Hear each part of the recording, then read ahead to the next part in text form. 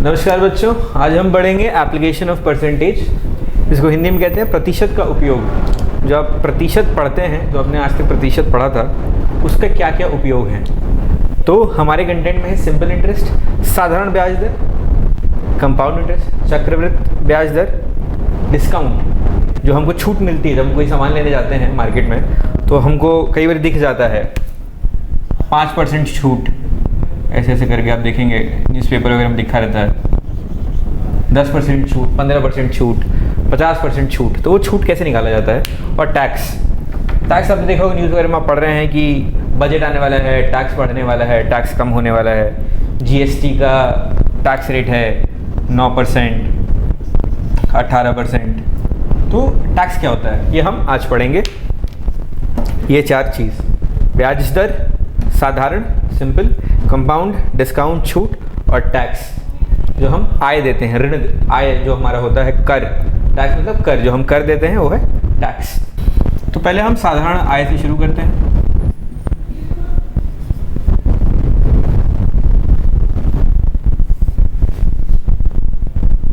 साधारण ब्याज,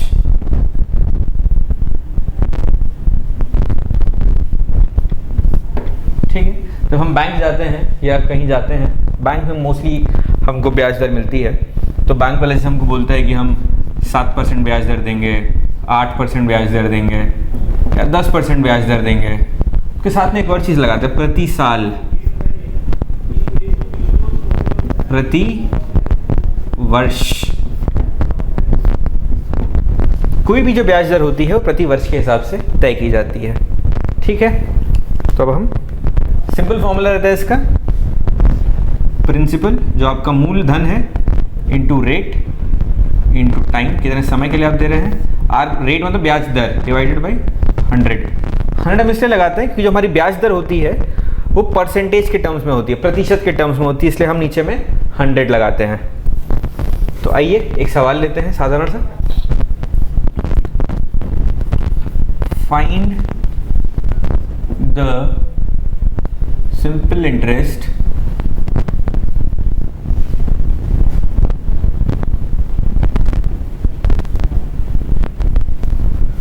for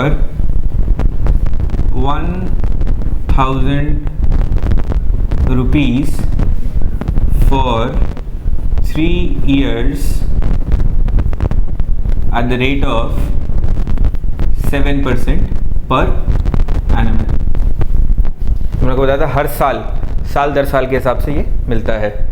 तो अब हम इसको निकाल लेंगे। हमारे सिंपल इंटरेस्ट का फॉर्मूला क्या हमने पढ़ा था, simple interest principal into rate into time divided by 100, ठीक है। प्रिंसिपल मेरा कितना था, 1000 रुपये। रेट मेरा कितना है, रेट ऑफ इंटरेस्ट ब्याज दर 7, कितने समय के लिए, 3 साल के लिए।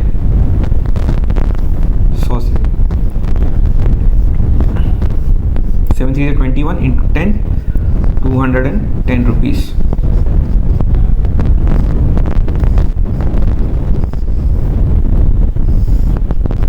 इसका मतलब ये है कि अगर आप बैंक में 1000 रुपये लेके गए थे जमा कराने के लिए, ठीक है, तो 3 साल के बाद वो पैसे कितने हो जाएंगे, 1210 रुपये। ये होता है मेरा सिंपल इंटरेस्ट। अभी इसमें एक टाइप का और सवाल आता है जो मुझे बोलता है कि simple interest is calculated on every 6 month. तो क्वेश्चन पूछेगा find the amount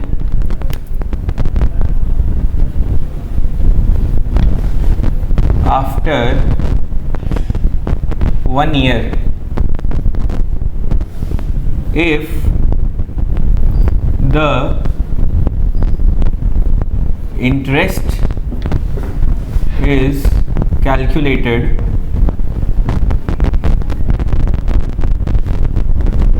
after every 6 months at the rate of 6% पर annum। ये उसने नहीं बदला, ये उसने बोला 6% फॉर सेम 1000 रुपये के लिए हम लेते हैं इसको। 1000 रुपये मैंने बैंक में डाले 1 साल के लिए। मुझे बैंक बोलता है कि मैं 6% ब्याज दर के हिसाब से दूंगा, लेकिन साल में 2 बार ब्याज दूंगा मैं। तो इसको हम कैसे निकालेंगे, आइए देखते हैं। साल में अगर 2 बार कोई ब्याज दे रहा है तो क्या फ़र्क पड़ता है उस चीज़ से, 1 बार में 2 बार में। तो पहले हम सादा निकालेंगे कि जब साल में अगर 1 बार हमको ब्याज दे रहे हैं तो क्या रेट पड़ेगा। तो हम देख लेते हैं, principal into rate into time divided by 100। कितना था मेरा प्रिंसिपल, 1000 रुपये, मूलधन, रेट ऑफ इंटरेस्ट 6, समय 1 साल, और ये 100 रुपये। कितने रुपये मिले मुझे, 60 रुपये। तो मेरा धन राशि कितनी हो गई, 1060 रुपये, जो मैं साल ख़त्म होने के बाद अपने घर लेके जाऊंगा। ये कब था, जब बैंक हमको साल में 1 बार ब्याज दे रहा था। अब हम देखेंगे एवरी 6 मंथ्स, मतलब साल में 2 बार उसने दिया। तो हम कैसे निकालेंगे, वही फॉर्मूला चलेगा, प्रिंसिपल कोई फॉर्मूले में बदलाव नहीं है, टाइम डिवाइडेड बाय 100। देखिए क्या होता है, ये मेरा 1000 था, ये मेरा 6 था, समय कितना हो गया, 6 महीना। 6 महीना मतलब 6/12। आप समझ रहे हैं, 6/12। ठीक है, तो अब इसको मैं निकालूंगा। 2, 3, 30 रुपये। अब जब मैं अगले 6 महीने के बाद जब मैं निकालूंगा तो मेरा मूलधन कितना हो जाएगा। इसके बाद मेरा मूलधन कितना निकला, 1030 रुपये। 30 रुपये का 1000 में जब ऐड कर दिया 1030 रुपये, तो PRT अपॉन 100। अभी मेरा P कितना हो जाएगा, 1030। रेट उतना ही रहेगा, टाइम फिर 6 महीने पे हम कर रहे हैं, ये उतना ही रहेगा। अब देखते हैं कितना आता है।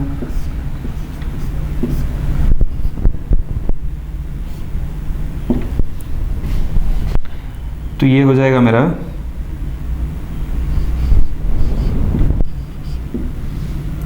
3.9, 30.9। तो अब मेरा ब्याज कितना आया, 1030 प्लस 30.9, 1060.9। तो आपने देखा कहाँ मेरे को 1060 रुपये मिल रहे थे, लेकिन अगर मैंने यही ब्याज की जो अवधि थी, मैंने बोला कि हर 6 महीने पे मैं ब्याज दूंगा, तो ये बढ़ गया। तो ये जो बढ़ा हुआ है ये इसकी वजह से बढ़ा। जब भी ऐसा दिया होगा कैलकुलेटेड एवरी 6 मंथ्स, तो हम हर 6 महीने के हिसाब से निकालेंगे और टाइम जो है हमारे 6/12 देंगे। अगर साल में 2 बार है तो हमको 2 बार ये कैलकुलेशन करनी पड़ेगी, साल में 3 बार है तो हमको ये कैलकुलेशन 3 बार करनी पड़ेगी। थोड़ा सा मुश्किल हो रहा है, बार बार वही चीज़। तो अब इसका फॉर्मूला निकालते हैं। तो इसके बाद जो फॉर्मूला निकलता है ये चीज़ करने का, उसको हम बोलते हैं कंपाउंडिंग। क्या बोलते हैं, कंपाउंडिंग। अब हम देखेंगे कंपाउंड इंटरेस्ट।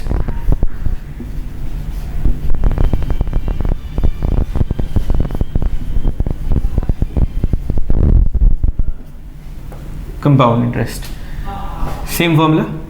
पहले साल में मेरा रहेगा P1 और जो मेरे को ब्याज मिलेगा वो मेरे को मिलेगा I1। तो ये मेरा फर्स्ट ईयर। तो सेकेंड ईयर के स्टार्टिंग में जो मेरा प्रिंसिपल रहेगा वो हो जाएगा P2। P2 क्या होगा, P1 पहले साल का जो मेरा मूलधन था और पहले साल के अंत में जो मेरे को जो ब्याज मिला वो। I1 क्या हो जाएगा मेरा, P into R divided by 100। फिर टाइम तो 1 साल दिया हुआ है, बराबर है, इसलिए अगर हम T लिख के, इसलिए हम T नहीं लिख रहे हैं क्योंकि वो 1 है, इट इज इक्वल टू 1। तो I1 हो गया P1 R जो भी मेरा रेट है डिवाइड बाई 100। P2 जैसे कि हमने देखा था, कंपाउंडिंग क्या होती है, हर साल जैसे पहले अगर मैंने 3 साल के लिए पैसे जमा किए बैंक में, तो पहले साल के बाद जो मेरा ब्याज निकला उस ब्याज को मेरे मूलधन में जोड़ देंगे और दूसरे साल के लिए जब हम ब्याज निकालेंगे तो मेरा मूलधन वो नहीं रहेगा जो पहले साल में है, मेरा मूलधन वो हो जाएगा जो पहले साल का ब्याज जोड़ने के बाद होगा। जैसे मान लीजिए मैंने 1,000 रुपये जमा कराए बैंक में और बैंक वाला मुझको बोला कि हम आपको 10% के रेट के हिसाब से ब्याज देंगे। तो पहले साल के अंत में 1,000 रुपये के हिसाब से 1,000 मैंने डाला, 10% के हिसाब से 10% के हिसाब से मेरा ब्याज कितना बनता है? 100 रुपये।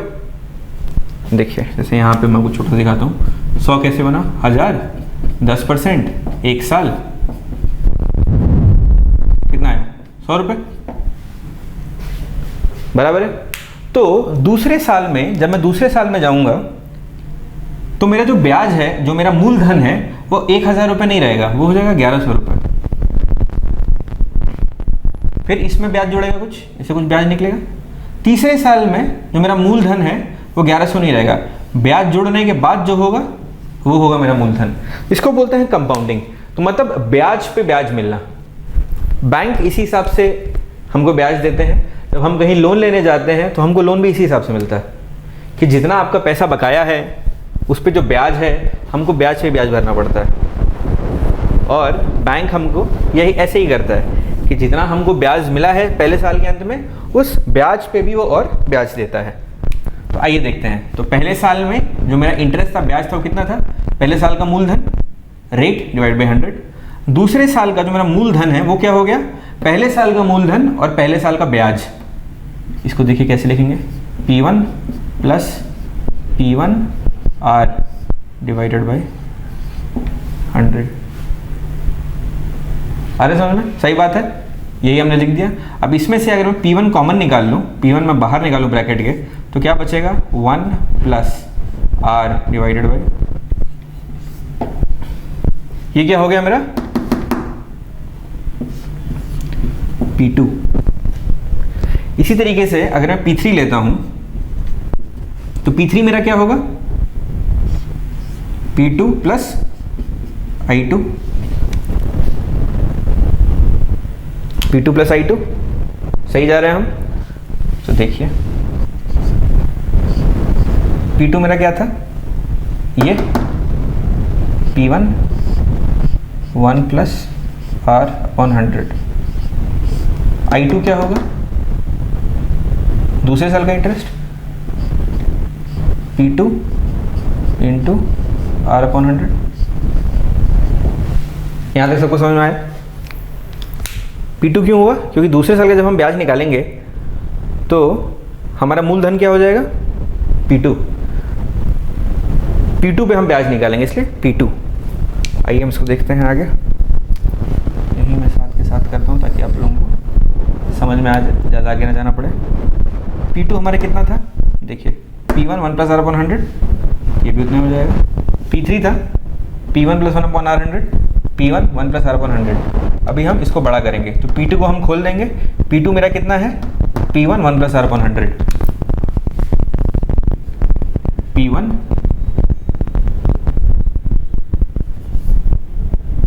Into 1 plus R upon 100।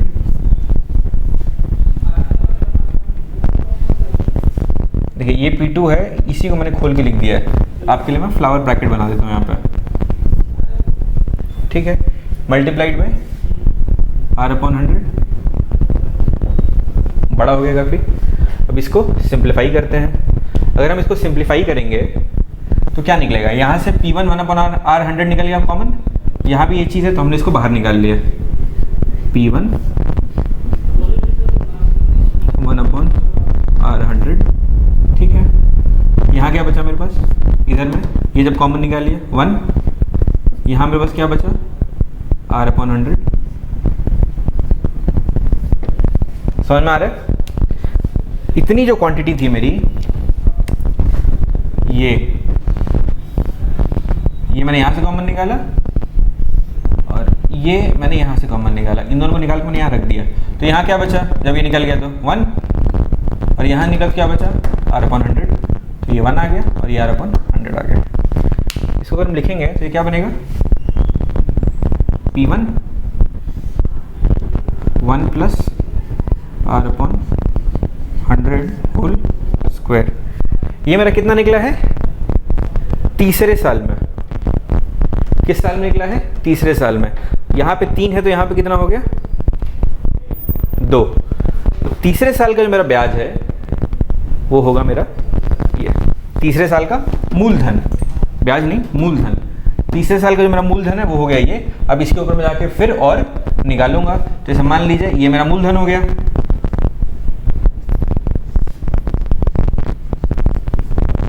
तो उसी तरीके से दूसरे साल में मेरे को ये आया, तीसरे साल में मेरे को ये आया। तो इसके लिए अगर हम एक फॉर्मूला निकालेंगे तो फॉर्मूला क्या निकल के आता है?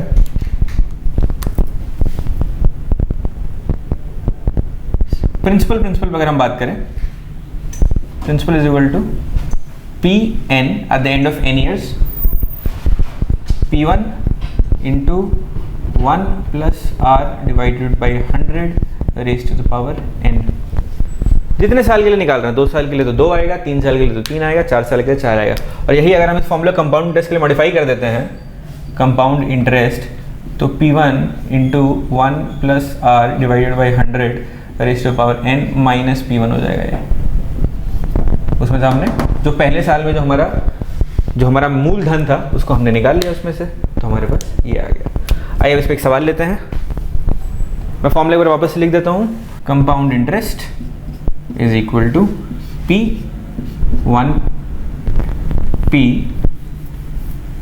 Multiplied by 1 plus rate of interest divided by 100 into time t in years minus p।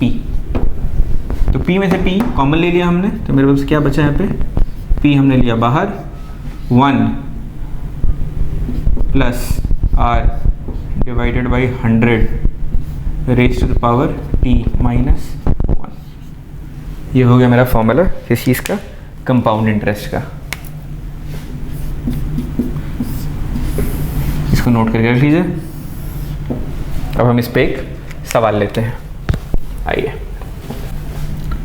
Question, find the interest after 2 years on 1000 rupees, 3 कर देते हैं इसको, 3 years on 1000 rupees eight 7% per annum. ठीक है, सॉल्यूशन देखते हैं इसका। क्या होगा फॉर्मूला कंपाउंड इंटरेस्ट का? P common, 1 plus R divided by 100 raise to power n minus 1। ये मेरा है P कितना है? 1000,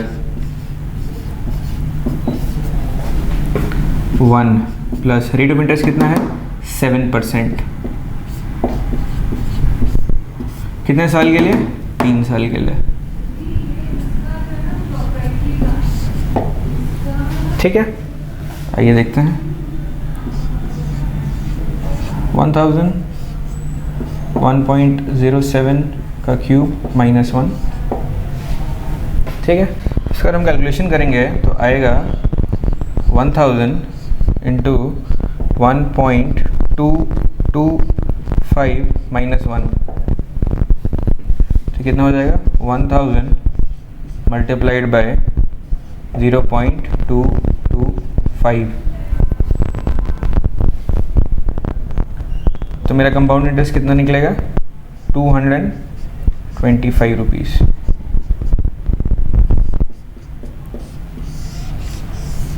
अगर आपको याद हो, इसके पहले जो हमने सवाल लगाया था उस सवाल में मेरा कंपाउंड इंटरेस्ट कितना निकल के आया था? 210 रुपये। अभी कितना निकल के आया है? 225 रुपये। समझ में आ रहा है? एक कंपैरिजन लेते हैं दोनों का, साथ में दोनों सवाल करेंगे। यहाँ मैं डालता हूँ कंपाउंड एंड सिंपल, दोनों हमको निकालना है। ठीक है, तो इसको 2 भाग में बराबर कर लेते हैं। एक तरफ हम निकालेंगे सिंपल, एक तरफ निकालेंगे कंपाउंड। ठीक है, सबसे पहले सिंपल निकालते हैं और हम पैसे थोड़े ज़्यादा बढ़ा लेते हैं, 10,000 रुपये। ठीक है, तो सिंपल इंटरेस्ट का फॉर्मूला क्या था?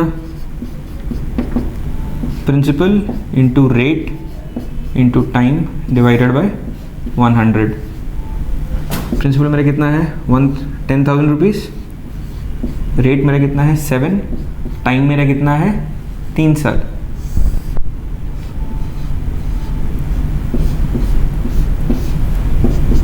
सेवन 3 से 21, 2100 रुपये।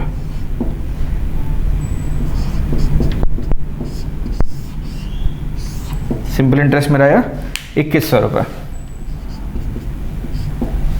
अब हम देखते हैं अगर हमने कंपाउंड इंटरेस्ट निकाला तो कंपाउंड इंटरेस्ट कितना आया। कंपाउंड इंटरेस्ट हमने क्या फॉर्मूला पढ़ा था, P ब्रैकेट में 1 + R 100 raise to the power n -1। ठीक है, सीधा ऐसे कैसे सब उठा के रख देंगे।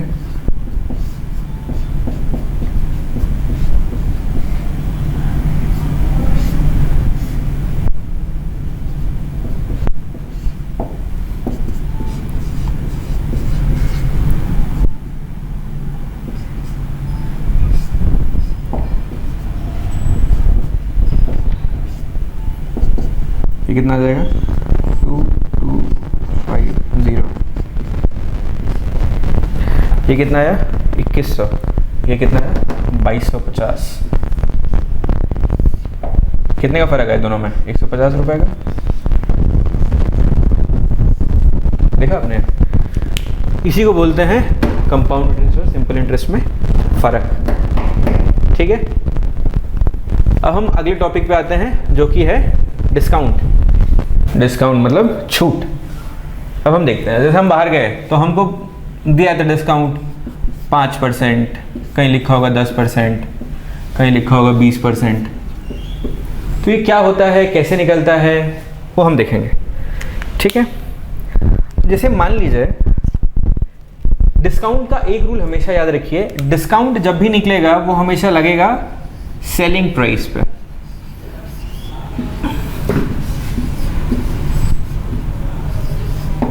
या MRP पे। ये हमेशा याद रखना है, डिस्काउंट जब भी लगेगा सेलिंग प्राइस पे लगेगा, कॉस्ट प्राइस पे नहीं लगेगा, डिस्काउंटेड प्राइस पे लगेगा, किसी चीज पे लगेगा। सेलिंग प्राइस जो दाम लिखा हुआ है, जो मार्क्ड प्राइस है, जो मैक्सिमम रिटेल प्राइस है, जो बेचने वाला दाम निर्धारित करके रखा है दुकानदार ने, उस दाम पे मेरे को डिस्काउंट लगेगा। तो आइए एक सवाल लेते हैं, सवाल के माध्यम से समझेंगे इसको कैसे होता है। तो फिर से बोलिए मेरे साथ में, डिस्काउंट किस पे लगेगा, सेलिंग प्राइस पे। डिस्काउंट किस पे लगेगा, सेलिंग प्राइस पे। फिर से डिस्काउंट हमेशा लगेगा सेलिंग प्राइस पे या मैक्सिमम रिटेल प्राइस पे या मार्क्ड प्राइस पे, जो दाम लिखा है उसके ऊपर। ठीक है, तो आइए एक सवाल लेते हैं इस पे। Question, a shopkeeper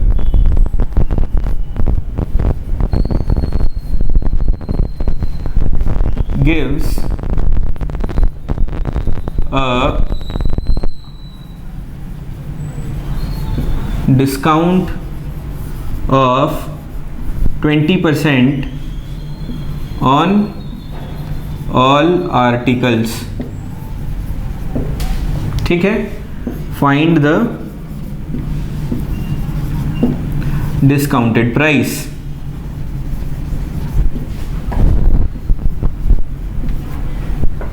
If MRP is 500 rupees। आइए एक बार समझे सवाल को। सवाल क्या कहना चाह रहा है, सवाल कह रहा है कि एक दुकानदार है जो 20% का डिस्काउंट दे रहा है, 20% का।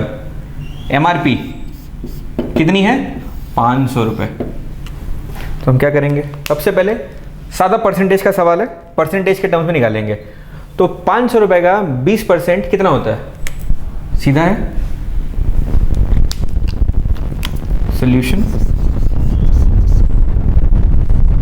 20% ऑफ 500 कितना होगा, 20 डिवाइड बाई 100 इंटू कितने का, 500 रुपए का। कितना हो गया, 100 रुपए। तो मेरा डिस्काउंटेड प्राइस कितना होगा, MRP माइनस डिस्काउंट। MRP मेरा कितना था 500 रुपये, डिस्काउंट मेरा कितना था 100 रुपये, मेरे को कितने का पड़ा 400 रुपये। याद रहेगा, कभी भी डिस्काउंट कैलकुलेट होता है MRP पे, तो सीधा परसेंटेज लगाएंगे, कितना परसेंट डिस्काउंट है तो उससे आ जाएगा डिस्काउंट अमाउंट। MRP पे जो सेलिंग प्राइस आपका दिया है उसमें से माइनस करेंगे तो आपका आ जाएगा डिस्काउंटेड प्राइस। ठीक है, तो इस तरीके से हमने 3 चीज़ कवर कर ली, सिंपल इंटरेस्ट, कंपाउंड इंटरेस्ट और डिस्काउंट। अब हम देखेंगे टैक्स क्या होता है। टैक्स को हिंदी में बोलते हैं कर। ठीक है, ये एक पैसा है जो हमको सरकार को देना पड़ता है जब हम कुछ भी काम करते हैं। तो अगर हम कमा रहे हैं तो भी हमको सरकार को देना है, हम गाड़ी खरीद रहे हैं तो भी हमको सरकार को देना है, हम कोई भी चीज़ खरीद रहे हैं तो हमको सरकार को उस पर कर देना पड़ता है, कर का भुगतान करना पड़ता है, जिसको हम बोलते हैं टैक्स। तो एक सवाल लेते हैं, सिंपल सा है, सवाल के माध्यम से समझाऊंगा इसको मैं आपको। Question,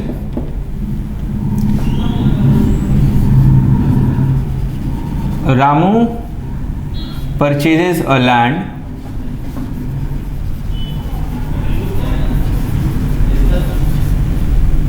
at 1000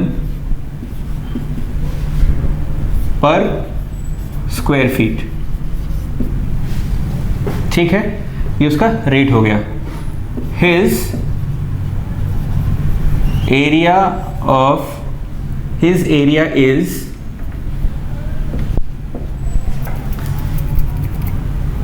1000 square feet. चलिए इसको 100 रुपये कर देता है। ठीक है, 100 रुपये स्क्वायर फीट की ज़मीन है, 1000 स्क्वायर फीट उसने खरीदी है। फाइंड हिज टैक्स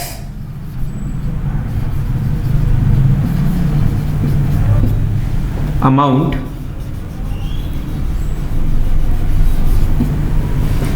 इफ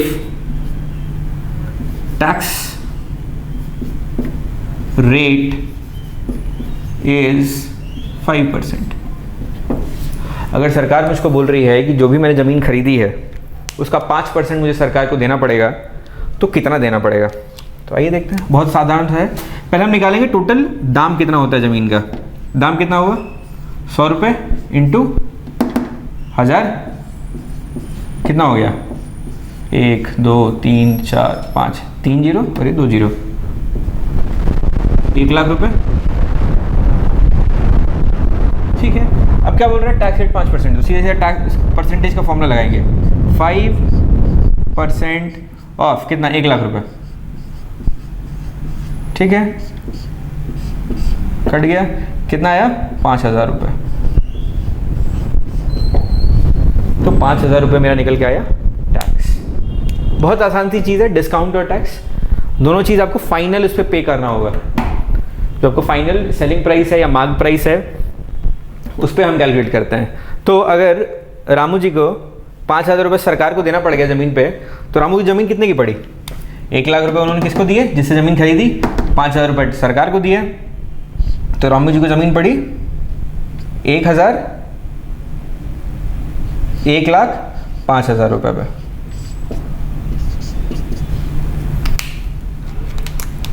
ये हो गया मेरा आंसर।